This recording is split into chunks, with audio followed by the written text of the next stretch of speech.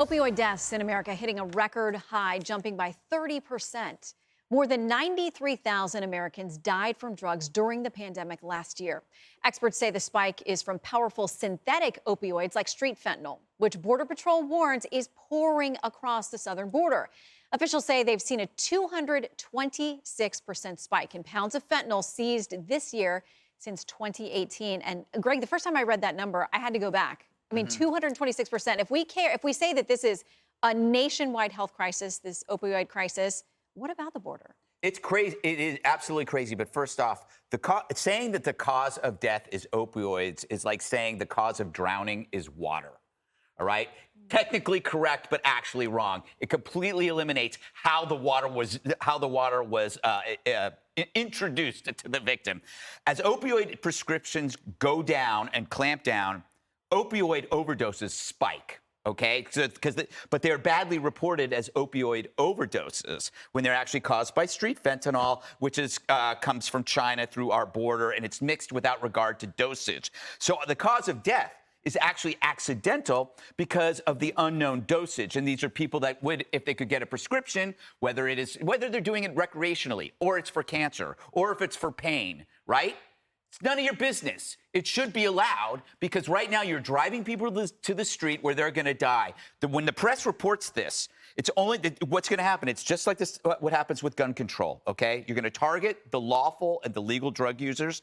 When you're cracking down on opioids, it's like saying, okay, there's increased shootings in Chicago. We need more gun control laws to target the law-abiding. So it's BS. What you really need is legalization of all opioids across the board, hand the power over to the individual, right? And let them reliably figure out the dosage. There will be none of these overdoses. It is so hard to find an overdose from a prescription opioid unless it was suicide.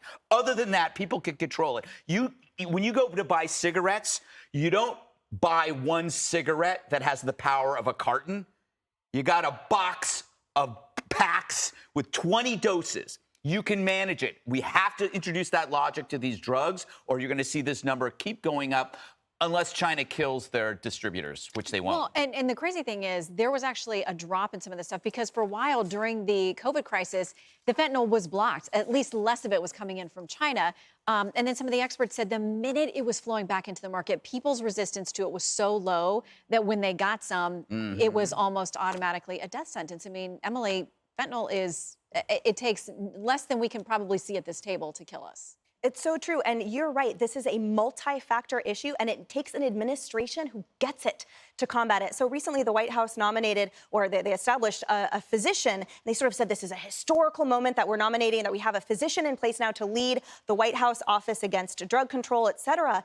But is he going to deal with China? Is he going to take a hard stance on China, where last year the DEA assessed as they were the primary source of fentanyl across our border? Is he going to work in concert with the DEA and local law enforcement and Border Patrol, or is it going to be defunded? Is he going to name the crisis at the border that involves the trans-narco cartels using human smuggling not only as a shield for their multi-billion-dollar profit drug industry and also a secondary industry?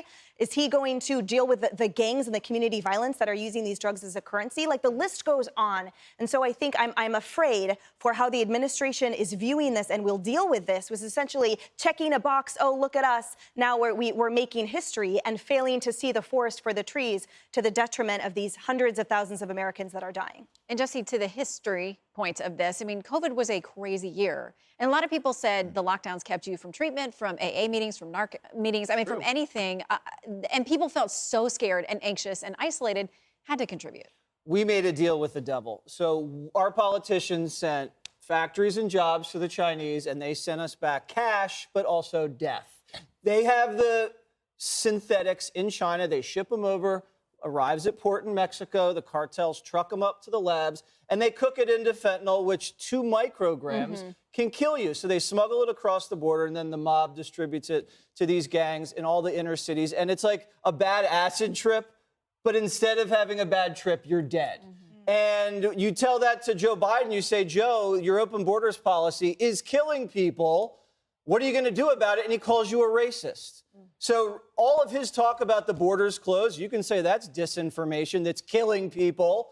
So he really has one solution, and it's 3 things. You take the cartels, you designate them as terrorist organizations, you close the border, and you throw massive amounts of tariffs at the Chinese so they can't just ship unilaterally into our country like this.